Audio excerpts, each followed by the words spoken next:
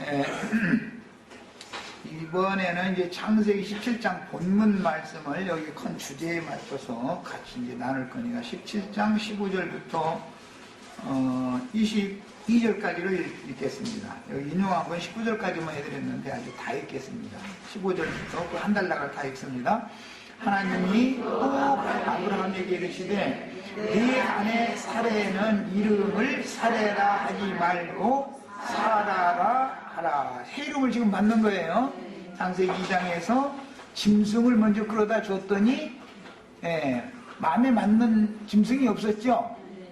그러니까 나중에 여자를 아담에게 데려다 줬더니 이는 내 뼈 중에 뼈, 살 중에 살이로다 해가면서 이제 서로 이제 기뻐하고 서로 사랑하게 되면 결혼해야지 뭐 그거는 이제 뭐 그런 얘기예요. 그게 새 이름을 줬는데 남자에게서 취하였다라는 뜻으로 여자라는 그 여자를 단순히 여자라고 하지 않고 하와라고 하는 이름을 줬죠 이제.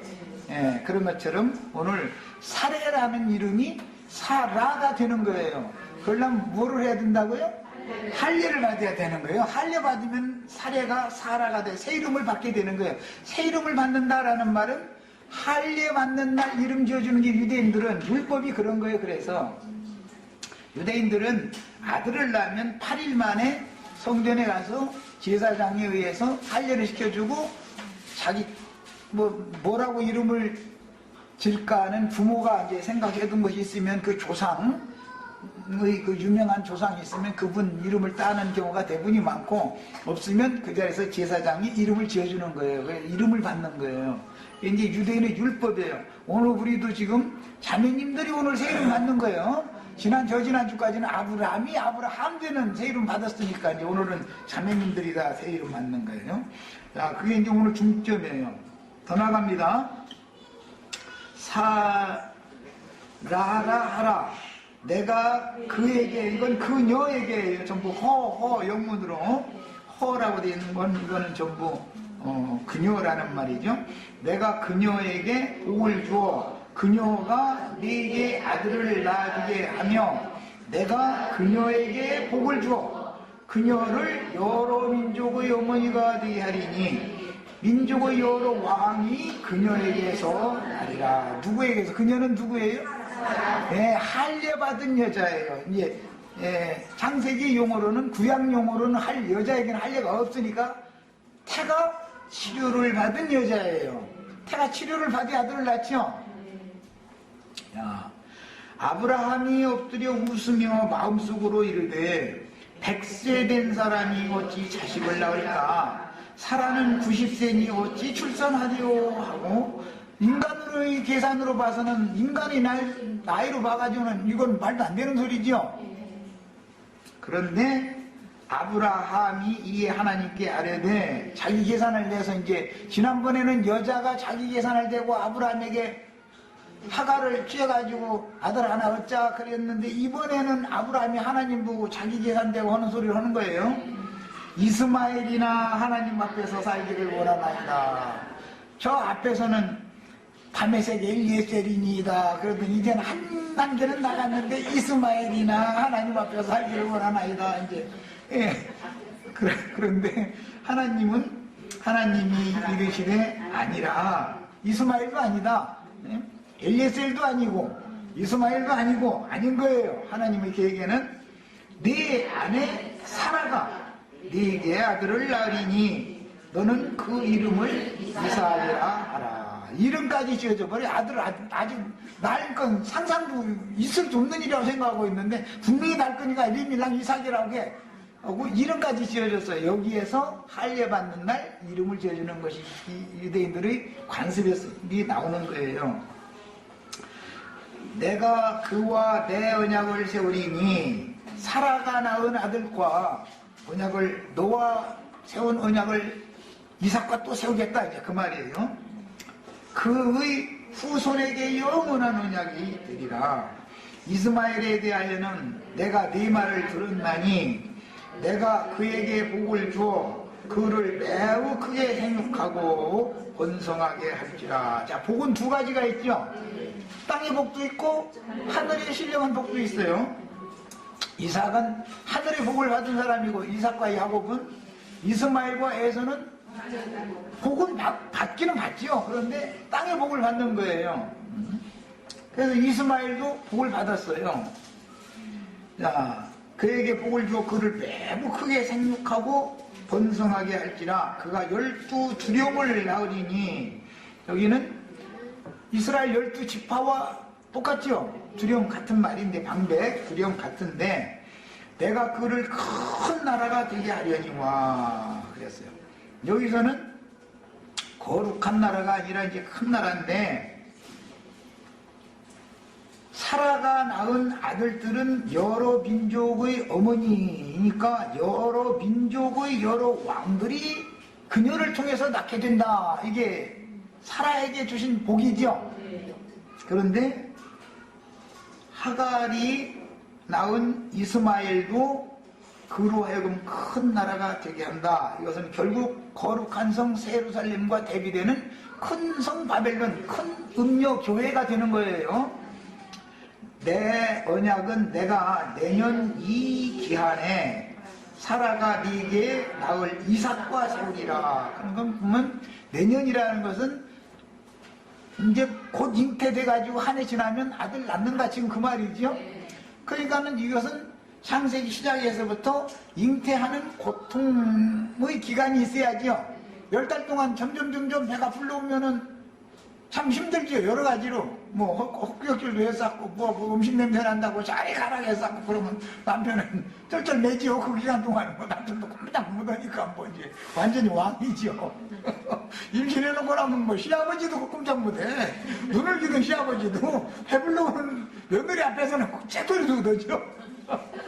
언제나 되게 나올까, 그래. 그거 자기가 안 나오면은 자기 품에 안고서 그냥 그걸 그리워지고 다 그러죠. 그날이 고대되죠.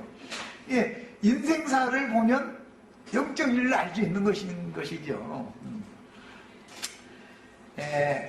내년 이 기한에라는 것은 지금 아브라함에게 두 번째 새언약 말씀을 맺는 이 말씀이 1년 후에는 실현된다. 지금 그 말이죠.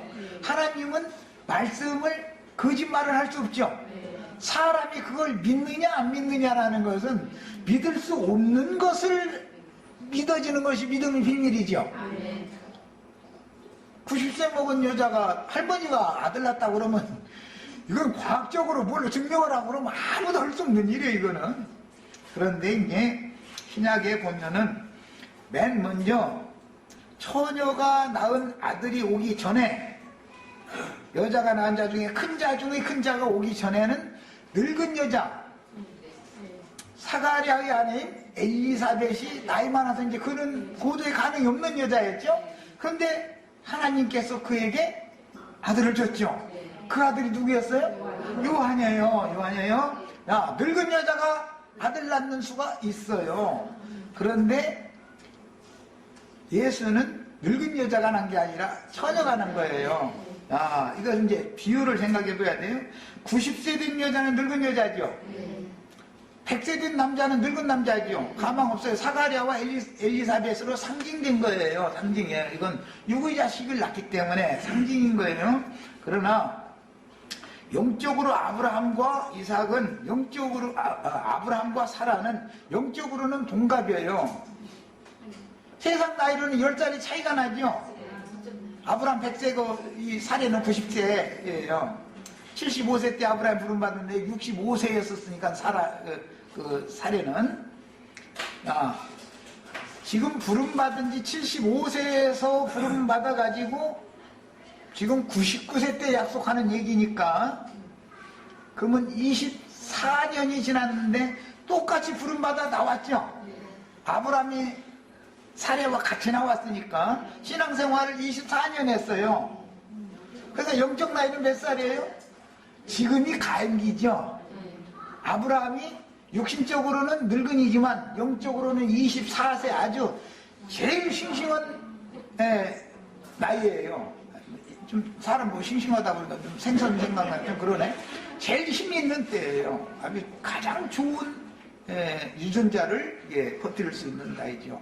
산에도 마찬가지예요. 사라가 됐을 때 영적 나이는 24세인 거예요. 그래서 성경에서는 부름받을 때부터 75세 부름받았고 86세 때 이스마엘 낳았고 99세 때 다시 자면서 새언약 맺고 100세가 가서 아들 낳았다. 이렇게 나이를 자꾸 기록하는 것은 세상 나이를 먼저 앞에 제시를 함으로 영적인 신앙의 성숙 과정을 지금 말하는 거예요. 처녀가 돼야, 청년이 되어야 낳는 것이죠.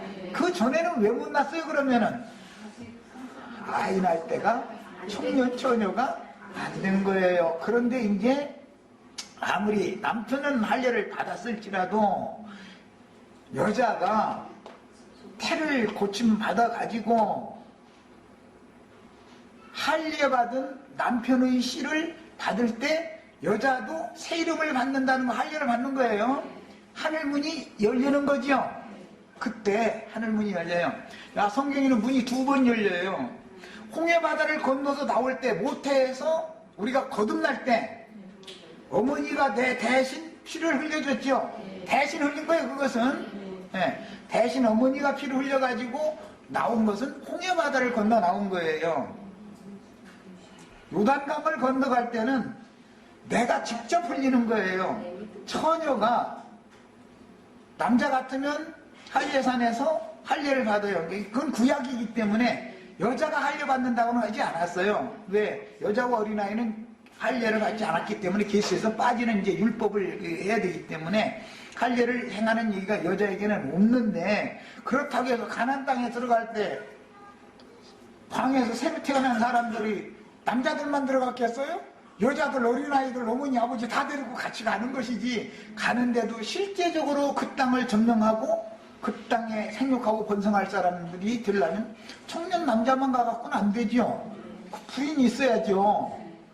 그러니까 그때 남편만 할례 받는 게 아니고 아내도 사실은 할례를 받는데, 할례 받았다고 그러지 않고 태를 치료받았다 이렇게 성경에, 구약 성경에 표현을 하고, 신약 성경에 와서는 고침받았다, 혈루증이 고침받았다, 여자들이 고침받았다, 고침받았다 이렇게 표현을 했어요. 이것은 히브리서 기자가 설명을 할 때는 둘째 휘장이 위로부터 찢어졌다 그랬는데, 이것은 여자는 할례 받은 남편과 그때사 24세 때 된 그때사 여자의 처녀성이 제거된 거지요. 여전히 처녀면은 씨를 받을 수 없죠. 할례를 받으면은 치료받는 기간, 남자가 할례를 받아도 치료를 받아야 되잖아요. 나서야 되잖아요.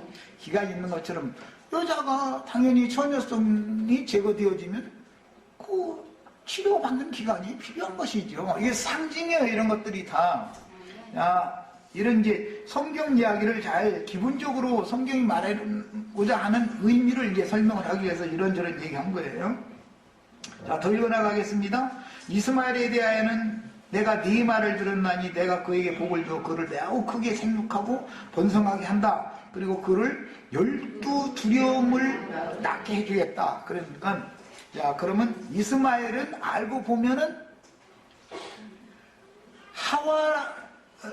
아브람이 하가를 통해서 낳은 자식은 할례 없을 때 낳은 자식이죠.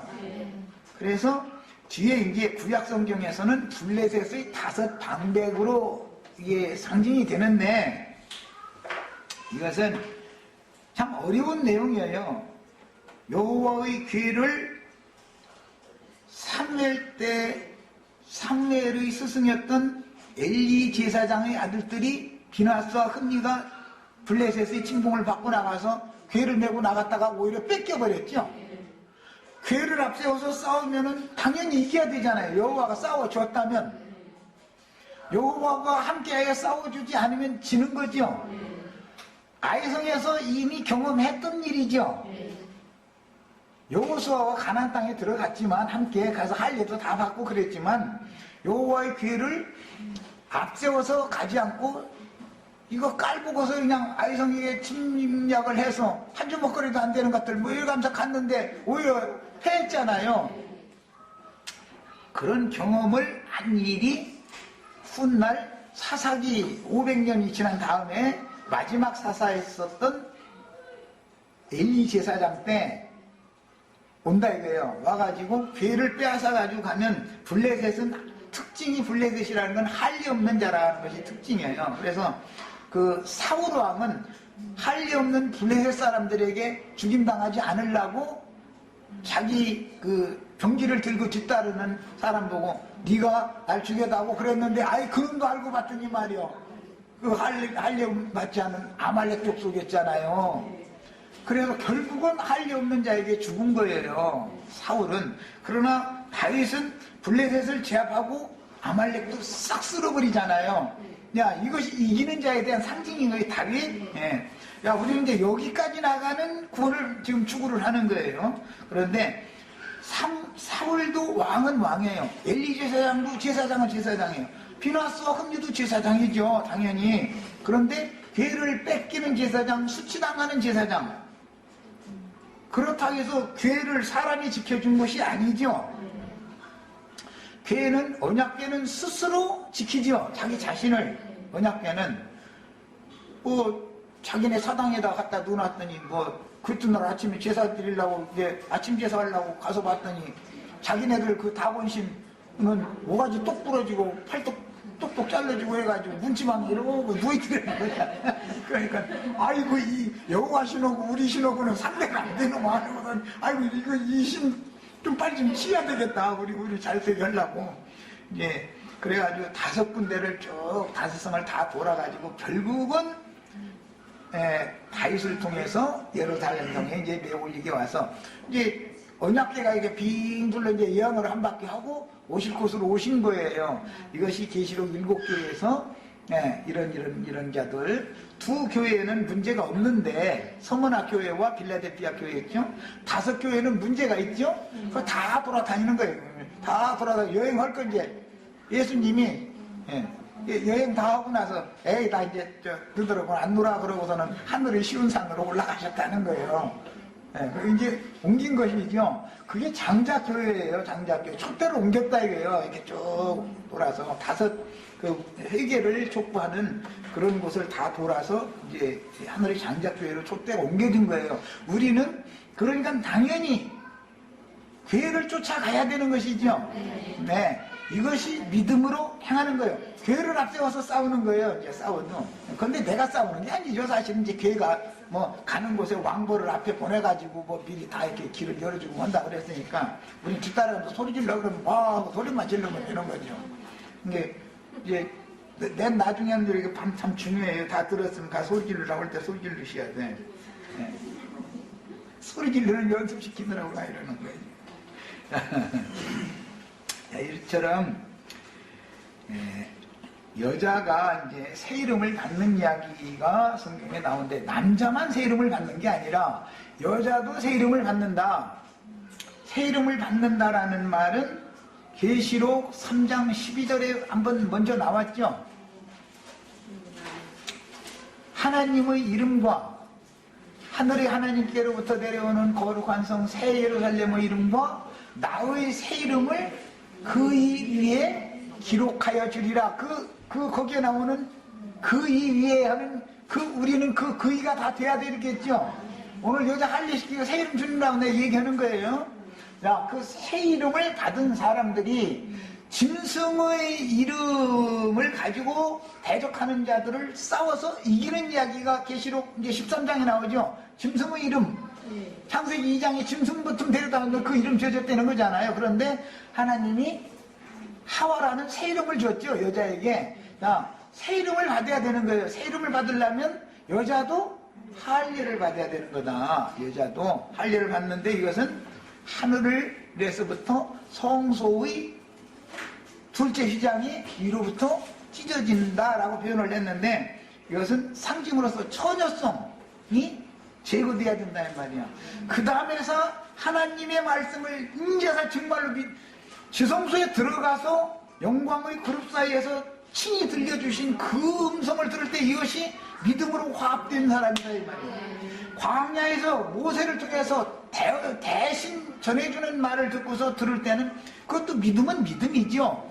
믿음이지만 하나님의 말씀의 씨를 직접 받아들이는 것은 아니다. 한 달이 걸려서 이렇게 하면 아무래도 좀 변질될 소지가 많겠죠. 이해하셨어요? 또 이게 말씀씨로 농사하는 얘기를 말하는 거예요. 이제 결과적으로는 후사를 낳고 뭐 먼저 이런 얘기는 주님께서 천국복음 말씀을 하실 때 처음에 천국의 씨를 심는 밭은 처음에는 어디라고 그랬어요? 마태복음 13장에 밭은 세상이요 그랬잖아. 아니 마태복음 13장도 여태 모르고 있단 말이야? 혹시 싶어가지고 불안해서 잘못되다 그럴까봐. 아니 반대하셔야 돼. 틀리면 내가 교정해 줄 거니까. 밭은 처음에는 세상이요 그래요. 세상에다가 씨를 심지만 추수하는 밭은 교회지 세상이 아니죠. 자, 세상에다가 씨를 심지만 거기에서는 씨를 처음에 심을 때는 싹이 나고 자라게 하는 터전이 되는 것이지만 거둘 때는 그 밭이 더 이상은 필요 없게 된다 그 말이겠죠. 곡식을 거둬갈 때는 밭을 거둬가는 게 아니라 곡식을 거두는 것이 목적이니까 농사를 하기 위해서 밭만 사용하는 거니까. 근데 처음에 천국 농사를 하는 밭은 세상이에요. 그러나 세상에다가 천국의 씨를 심은 다음에 천국의 씨가 심겨진 밭은 교회단 말이에요. 너희는 그의 집이요 그의 밭이라. 이제 고린도전서에 가면 교회가 밭이 되지요. 처음에는 세상이에요. 그러나 곡식이 심겨진 밭은 교회가 되는 거예요. 그러니까 교회에서 추수를 해서 거룩한 성 예루살렘에 걷어들이는 거예요. 늘 이렇게 3단계로 기록이 되어 있어요. 야, 중요한 것은 이제 이때 창세기 3장 15절이 너무너무 중요한 게 예언인데 이 예언이 뭐냐?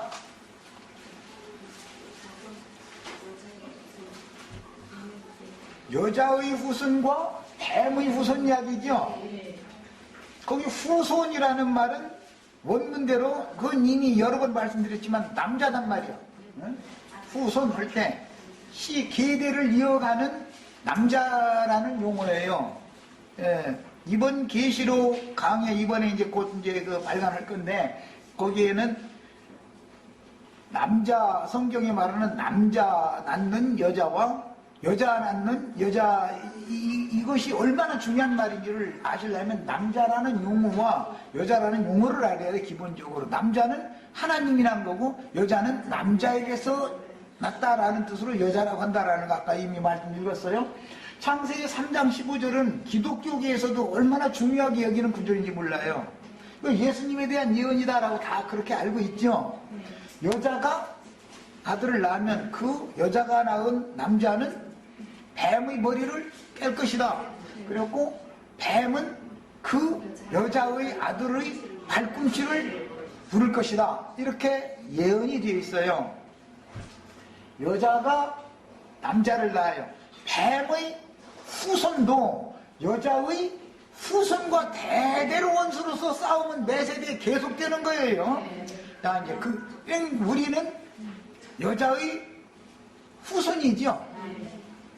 여자가 낳은 자로 왔던 세례 요한과 예수님 이야기가 표적으로 나타났고 우리는 또 여자가 낳은 아들 얘기로 이어가는 거예요. 이 얘기가 계시록 12장까지 끌고 가서 거기서 해를 입은 여자가 남자를 낳고 나서 그 다음에 여자의 남은 자손 얘기가 또 나온 거예요. 이렇게 여자가 자손이 있는데 하나는 남자고 하나는 여자의 남은 자손이다 그랬을 때 거기에서 나오는 남은 자손은 여성형이단 말이야. 이 히브리어나 헬라어는 남성명사냐 여성명사냐 중성명사냐 이런 게 굉장히 중요해요. 그런데 여자의 남은 자손은 남성형 명사가 아니에요. 술람미라고 할 때 그 솔로몬 똑같은 어근 같은 거예요. 평화라고 하는 용어. 그런데 술람미는 여성형이죠. 솔로몬은 남성형의 똑같은 명사라도 그런 것과 같은 이치인 거예요. 자, 누가복음 7장 28절을 읽겠습니다.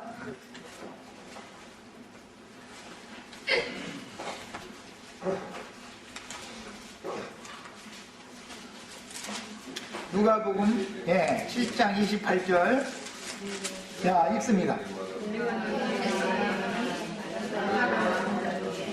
요한보다 큰 자가 없도다. 그러나 하나님 나라에서는 극히 작은 자라도 그보다 크리라 하시니. 그랬어요. 자, 하나님 나라가 지금은 가까이 온 때였죠. 요한은 하나님 나라의 가까이까지만 인도하는 사람이죠. 자, 구약 성경에서는 모세가 광야 끝까지 가나안 땅 하나님 나라 약속의 기업 가까이만 인도를 하고 모세가 거기서 죽는 거예요. 그러니까 요한이 하나님 나라 가까이까지만 인도해놓고 요한이 죽어야, 그래야 여호수아가 사역을 이어받아고, 요한이 죽지 않으면 예수님이 말씀 전파를 안지요. 할 수가 없는 거지요. 때가 이르지 않았기 때문에. 이런 원리를 알아야 돼요. 자, 그러면 율법과 선지자는 요한의 때까지요. 그 어떤 기점이 당연히 있죠. 그것이 광야 끝까지요 라는 말 같은 거예요. 그 다음에 그 후에는 하늘이 열린 사람들에게 천국이 임하는 때지요. 하늘이 열리려면 여자는 뭘 해야 된다고요? 처녀성이 제거돼야 되는 거예요. 자, 요단강을 건너가는 것은 하늘이 열린다고 그러지 바닷길이 열린다고 하지 않죠. 홍해바다는 바닷길이 열렸죠. 바다가 열렸어요. 그러나 가나안 땅에 들어갈 때는 강이 갈라지는 거예요. 강이. 이것은 하나님의 성전이, 성소의 문이, 마당에서 들어가는 문이 있고 그 문 지나서 둘째 휘장이라는 것을 또 지나가야 하나님을 만날 수 있기 때문에 상징되어진 거예요, 이게. 아까 우리 김태순 자매님 이제 시작할 때 그 기도했는데, 처음에 어머니가 대신 피를 흘려주셨어요. 그렇게 해가지고 출근을 해서 나온 것은 광야로 나온 것이죠. 가나안 땅에 들어간 게 아니죠. 광야 사람들은 본인이 피를 흘릴 수 없었죠. 가나안 땅에 들어가야 할례를 받는 거니까 말이에요. 그래서 그 기간 동안이 자라는 기간이다. 자라는 기간. 처녀로 우리가 태어났어도 갓난아기가 핏덩어리 되어진 저 에스겔 16장 말씀처럼 핏덩어리가 막 발짓하고 막 그러는데 누가 하나 그 깨끗한 물 뜨다가 씻어줘가지고 광고로 싸가지고 길러줄 사람이 아무도 없었었다. 그런데 율법에서는 분명히 모세를 통해서 길러냈잖아요. 그런데 그 모세가 기른 게 아니라 내가 그것을 보고 불쌍해서 너희를 내가 길러냈다. 그래, 에스겔에서 이제 설명을 그렇게 했어요. 광야 기간 생활을. 그런데 광야 문제는 끝까지 와서 이제 유방이 생기고 이제 뭐 머리카락도 길어지고 뭐 아름다워 보이더라는 거예요. 그랬더니 지나가는 놈들마다 그 처녀를 그렇게 이쁘다고 이게 꼬신 거예요.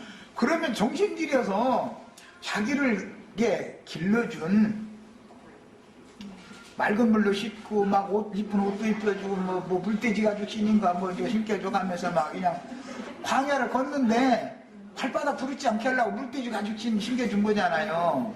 그것은 성막 맨 껍데기 휘장이 물돼지 가죽으로 돼 있는 거잖아요. 해달 가죽이다 그러는데, 야, 그게 육체 안에다가 네 영혼을 내가 고이 지켜가면서 내가 너를 길렀다 이제 이 말이에요. 그런데 얘가 처녀가 되더니 바람을 피는 거예요.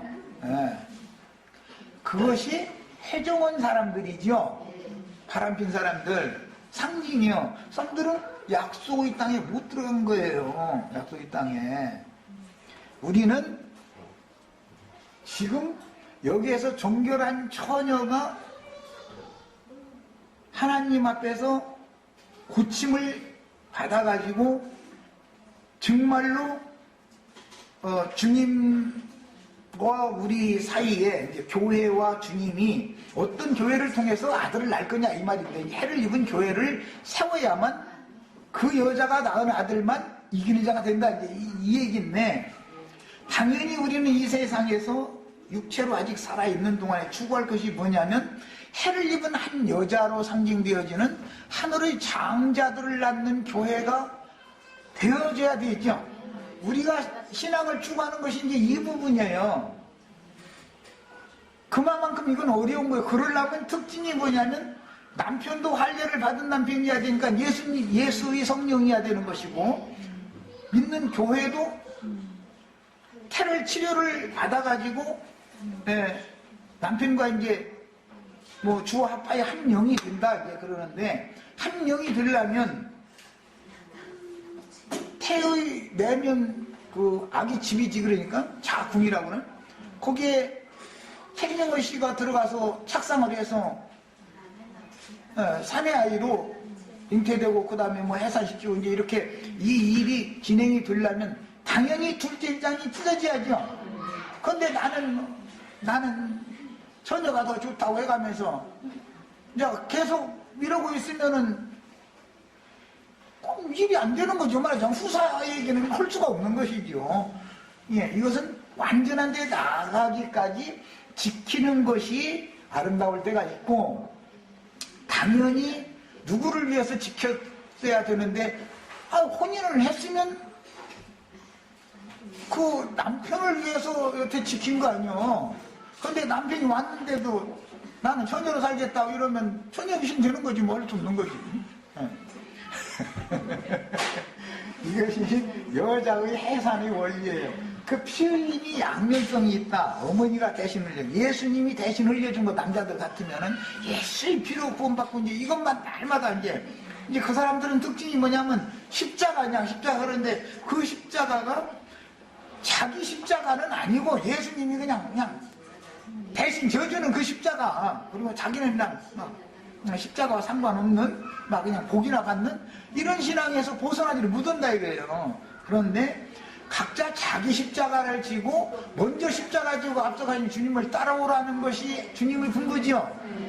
그런데 예수님이 십자가에서 피를 흘리신 거 이제 그것이 끝이야. 그 사람들에게는, 이런 사람들한테는 그 피가 당신이 믿음으로 적용이 해서 당신의 마음에 뿌려지고 양심에 뿌려져서, 마음에 뿌리는 것은 둘째 휘장을 여느라고 뿌리는 것이고, 이제 처녀성을 제거해서 정결케 하느라고, 태를 치료하느라고 뿌리는 것이고, 그 다음에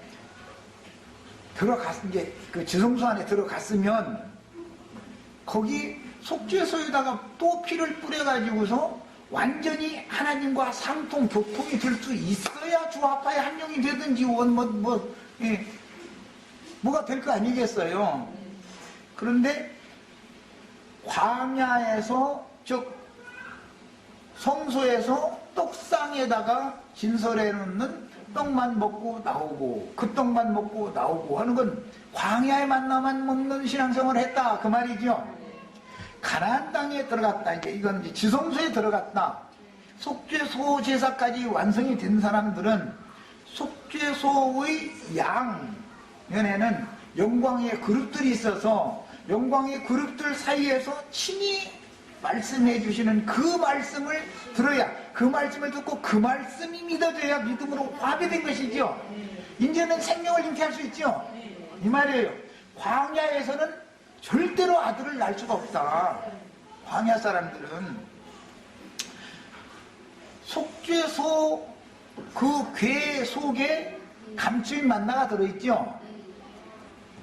거기에 들어간 사람들이나 지성소에 들어간 사람들이나 감추인 만나를 먹을 수 있는 걸로 상징이 되는 이것은 그룹 사이에서 들려주시는 여호와의 말씀을 직접 내가 들어서 이제는 너무 분명하고 확고한 믿음으로 딱 받아쳤다 이거예요. 네. 이렇게 믿으셔야 되는 거예요. 이렇게. 그러면 우리는 이제 여호와의 친히 증거하시는 말씀을 하늘 음성을 다 듣는 수준이 됐다. 이 말은 이제 쉬운 표현으로 하자면 핏부림 받아서 청결케 되어진 양심에서 들려주신 하늘의 소리를 듣는다. 이제 그 말이에요. 야, 그때 그 사람에게는 능력과 권위가 주어지죠.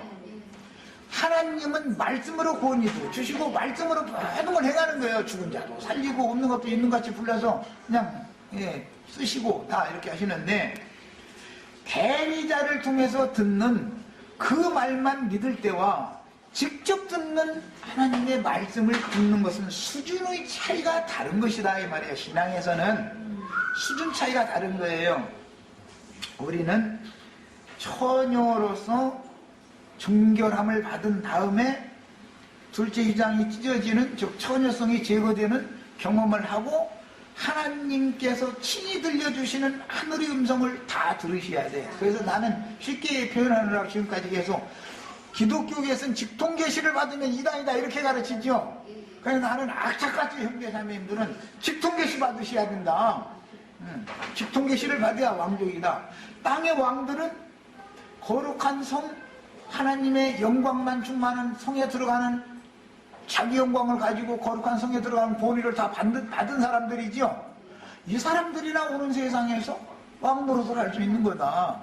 지금은 내가 우리 지체들에게 먼저 주님 앞에 가서 받은 말씀을 가서 이렇게 와서 대언을 해주지만, 이 대언을 할 때 이것은 하늘의 음성이고 하나님의 소리구나.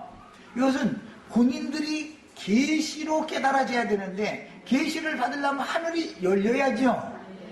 하늘의 음성을 들으려면 하늘이 안 열린 사람은 하늘에서 벼락치는 소리를 해도 상관없어.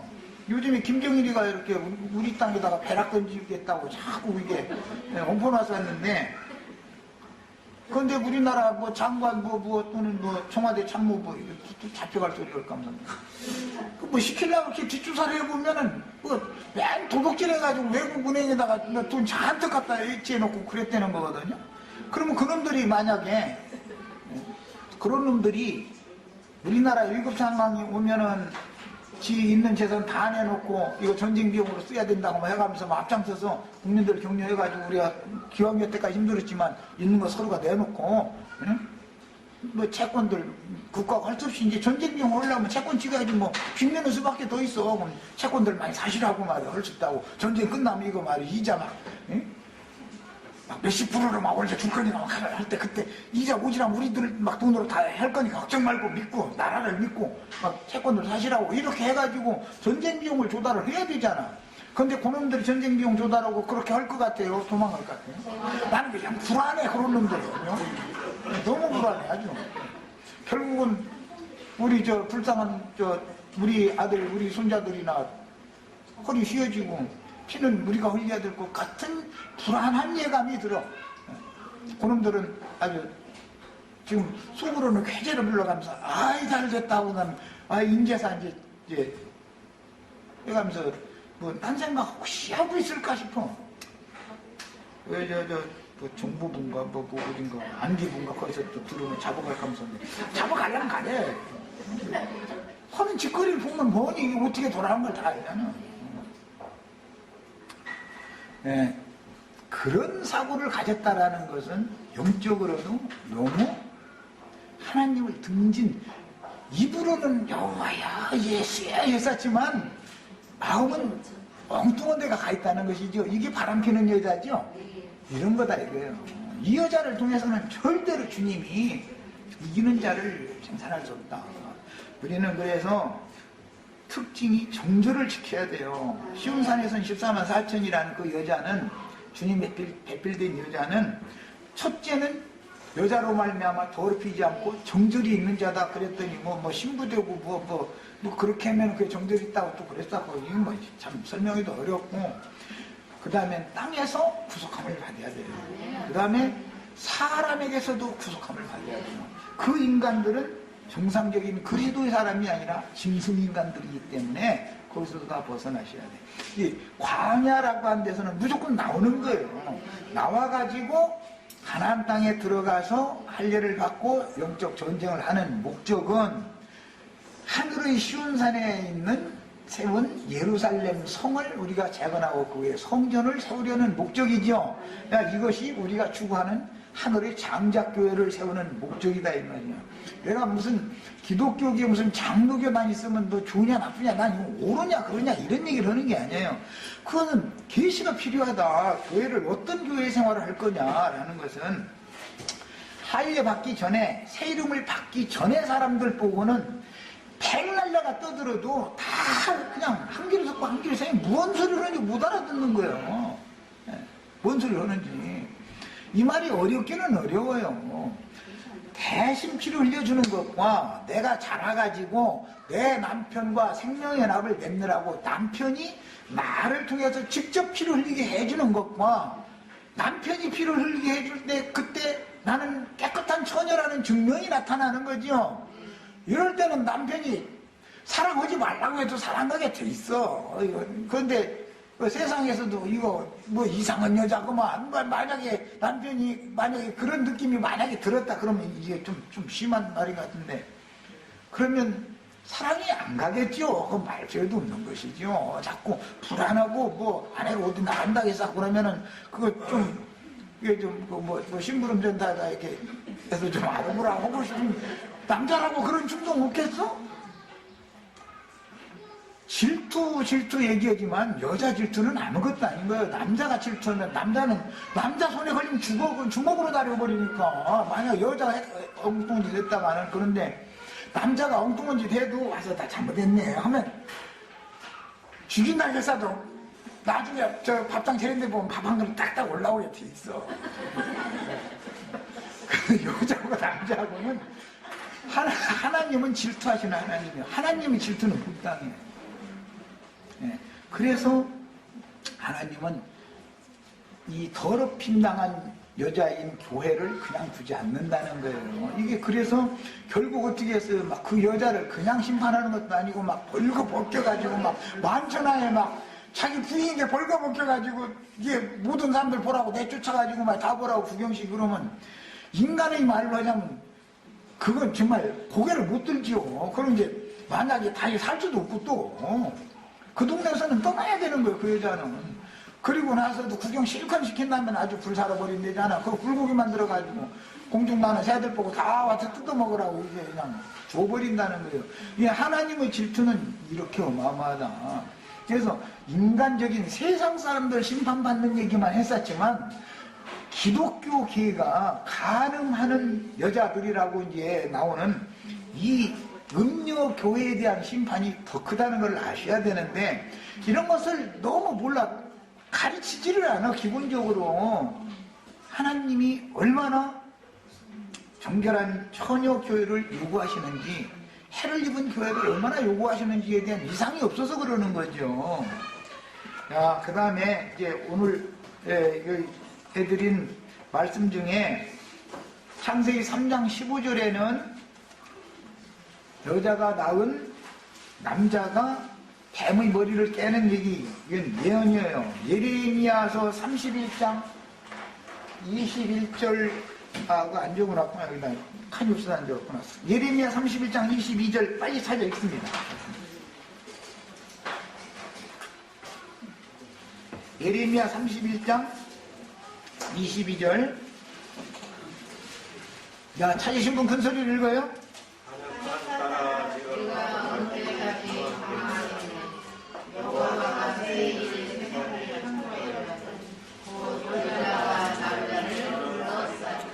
야, 여자가 남자를 낳는 이야기가 나왔죠? 그런데 원래 그 여자는 반역을 저질렀던 딸이죠? 언약을 배반했던 딸이에요. 그런데 하나님이 때가 되면 그 딸을 통해서 태를 치료하고 거룩하게 만들어가지고 그 딸을 통해서 사내 아이를, 남자를 낳아가지고 품에 안게 만들어준다. 이게 약속이에요. 이것은 룻기에서 인용하는 말씀으로서, 나오미는 소망이 없는 늙은 여자였죠. 그런데 며느리, 모함 여자인 며느리를 통해서 사실은 촌수로 자면 손자죠.